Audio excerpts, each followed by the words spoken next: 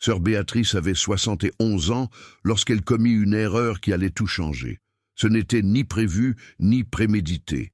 Ce fut un moment de faiblesse après des mois de tensions accumulées, de sentiments refoulés, d'un désir qu'elle croyait éteint depuis des décennies, mais qui s'avérait n'être que latent.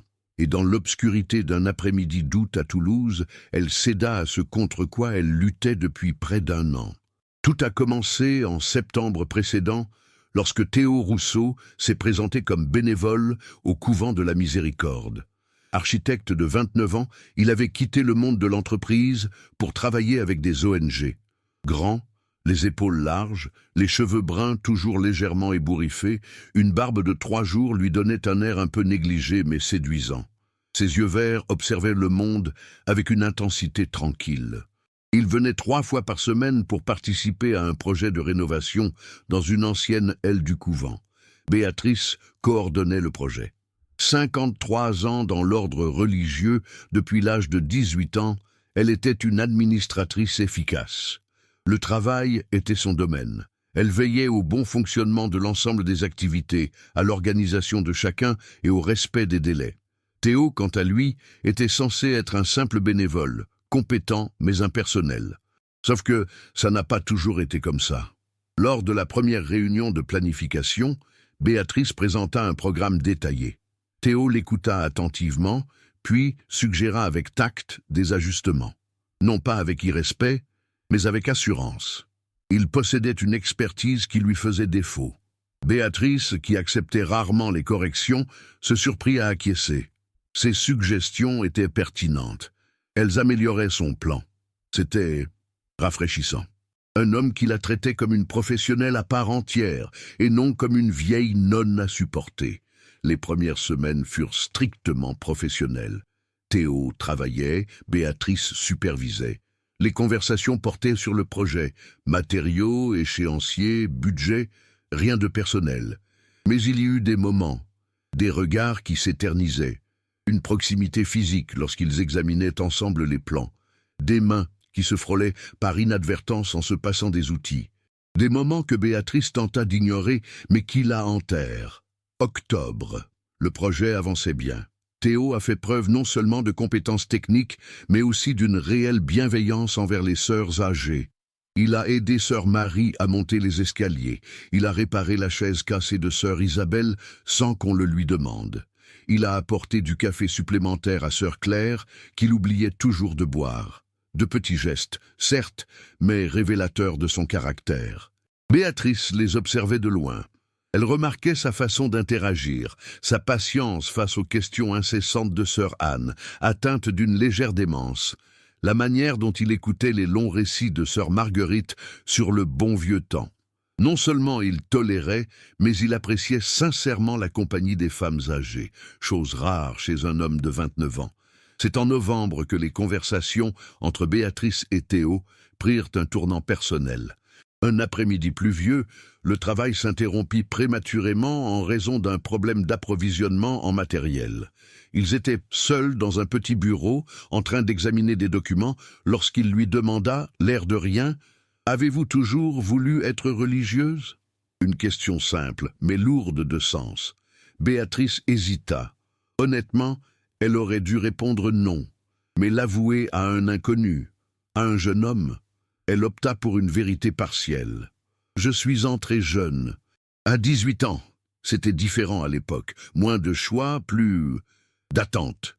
Théo la regarda avec intérêt. « Des attentes familiales ?» Elle acquiesça. « Une famille religieuse. L'aîné. C'était le chemin tout tracé. »« Mais tu es resté 53 ans, » dit Théo. « L'espoir ne retient pas quelqu'un aussi longtemps.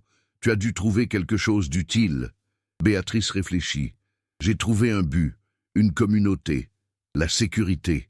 Que ce soit ce que Dieu voulait ou ce que je voulais, » elle marqua une pause. « Honnêtement, je ne sais plus. » Cette confession la surprit elle-même. Elle n'avait jamais exprimé ses doutes aussi clairement. Théo ne parut pas choqué. Il hocha simplement la tête, comme s'il comprenait. « J'ai passé 27 ans à faire ce qu'on attendait de moi. Bonne école, bonne université, bon travail. Un jour, je me réveille et je réalise que j'ai construit une vie qui n'était pas la mienne. C'est pour ça que je suis parti. J'ai tout recommencé à 28 ans. Ce n'est pas la même chose, dit Béatrice. Tu avais 28 ans. J'en ai 71. Recommencer à zéro n'est pas envisageable. Théo la regarda droit dans les yeux. Pourquoi pas? 71 ans, ce n'est pas la mort. On peut avoir 10, 15, 20 ans. Pourquoi les gâcher pour une vie qu'on n'a pas vraiment choisie? La question la tarauda pendant des jours, des semaines. Pourquoi pas? La réponse évidente était parce que j'avais 71 ans, 53 ans d'ordre, des vœux perpétuels, toute mon identité construite sur le fait d'être religieuse. Mais Théo avait touché un point sensible. Un doute qu'elle avait refoulé pendant des décennies, et si, en réalité, il n'était pas trop tard. Décembre. La tension entre Béatrice et Théo s'est muée en sous-entendu. Leurs conversations sont devenues plus fréquentes, plus intimes. Il a évoqué son divorce à 26 ans, un mariage de jeunesse raté, la solitude du nouveau départ, et la nécessité de trouver un sens à sa vie en aidant les autres plutôt qu'en accumulant des richesses. Béatrice s'est confiée elle aussi. Elle a parlé de sa famille, qu'elle n'avait jamais revue après son entrée dans l'ordre, de décennies de travail certes enrichissant, mais dénué de sens, et de l'absence de toute intimité, pourtant considérée comme fondamentale à l'expérience humaine. « Tu n'as jamais, avant de t'engager ?» demanda Théo avec précaution. Béatrice secoua la tête. « C'était différent en 1971. Les filles bien ne... Et puis je me suis engagé si jeune. Alors non, jamais. » Théo resta silencieux. Puis, ça ne te manque pas, ce genre de contact humain? Béatrice aurait dû changer de sujet, poser des limites. Au lieu de cela, elle a dit sincèrement, « Je ne savais pas que tu me manquais jusqu'à... » Elle s'est interrompue. Elle n'a pas pu terminer. Jusqu'à toi. Jusqu'à ce qu'elle sente renaître quelque chose qu'elle croyait avoir toujours vécu. Théo a compris ce qui restait non dit. Il l'a vu dans ses yeux. La tension dans la pièce s'est transformée. Elle est devenue pesante, chargée d'émotions.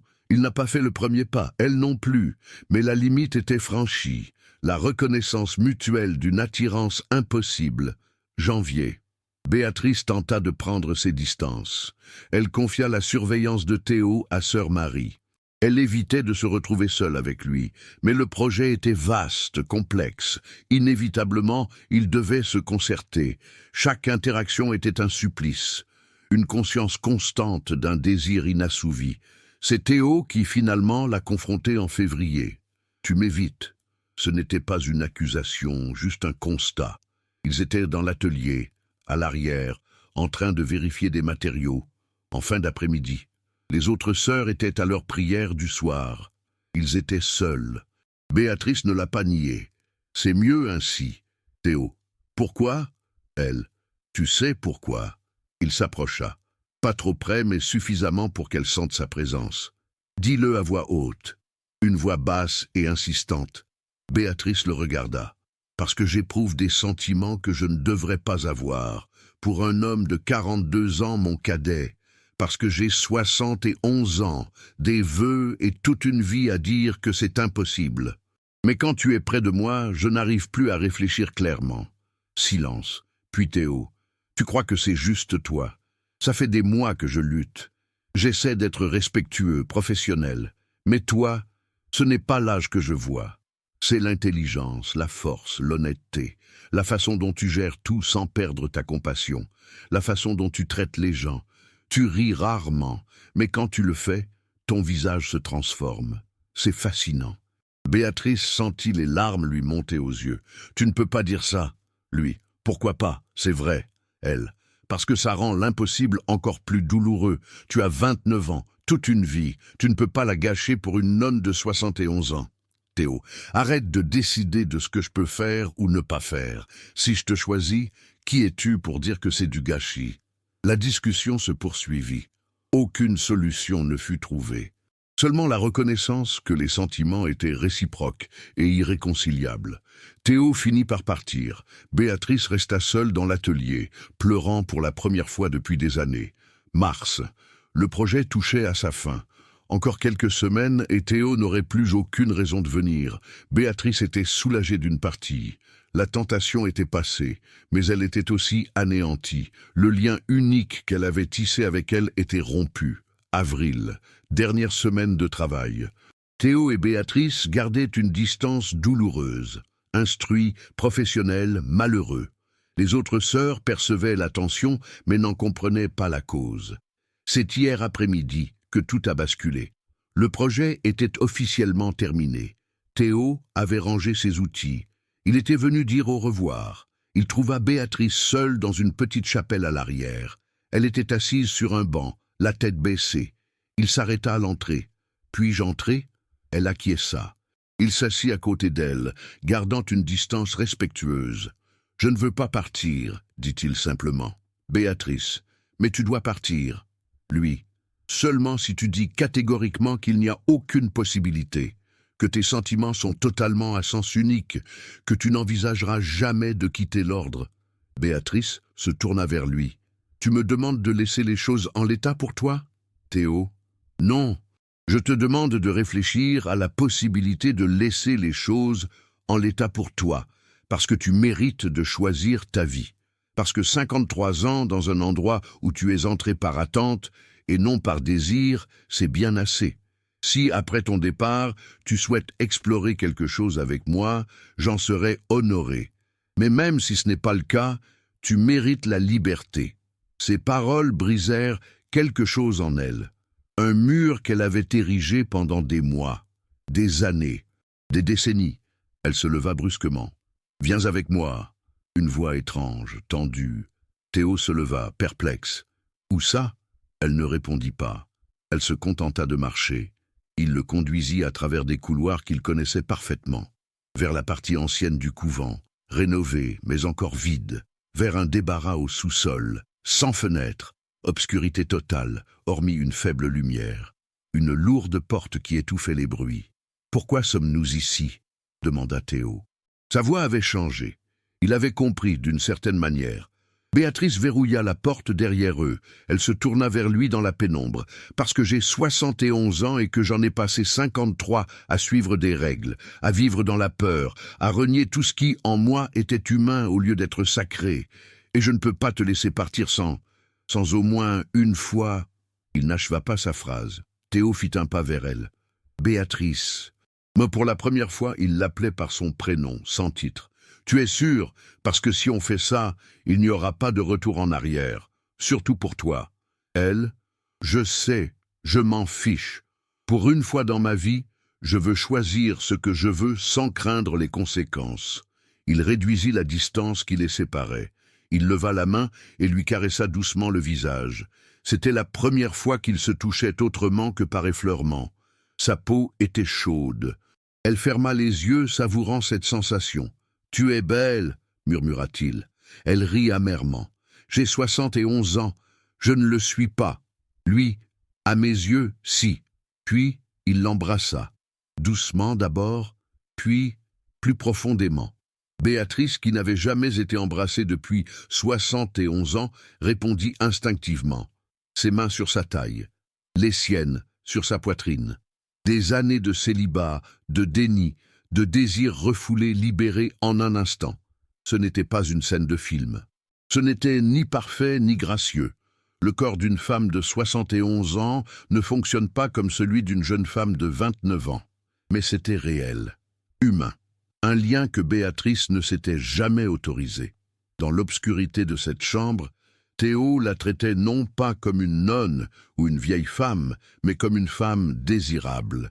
Et pour la première fois de sa vie, elle se sentit pleinement comprise. Ils s'allongèrent alors sur le sol. Béatrice s'appuya contre le mur. Théo à ses côtés, leurs mains toujours entrelacées, un silence pesant s'installa. La réalité commençait à percer le brouillard du désir assouvi. Béatrice savait qu'elle avait franchi un point de non-retour. Elle avait irrémédiablement rompu ses vœux. Il n'y avait plus moyen de revenir en arrière. « Qu'ai-je fait ?» murmura-t-elle. Théo lui serra la main. « Tu as choisi, pour la première fois, tu as choisi ce que tu voulais. » Elle. « Et maintenant, je ne peux plus me contrôler. Pas après ça. » Lui. « Alors pars, je suis là.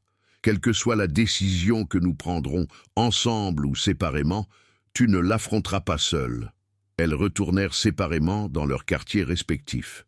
Béatrice se rendit directement auprès de la mère supérieure. Elle demanda un entretien privé urgent. Elle lui raconta tout, non pas les détails matériels, mais l'essentiel. Qu'elle avait éprouvé des sentiments pour un volontaire, qu'elle y avait succombé, qu'elle avait rompu ses vœux, qu'elle devait quitter l'ordre. Mère Marie avait 75 ans, elle était sage et compatissante. Elle écouta sans interrompre. À la fin, elle dit « Vous n'êtes pas la première, vous ne serez pas la dernière. Les vœux sont un idéal, mais nous sommes humains. L'erreur est humaine.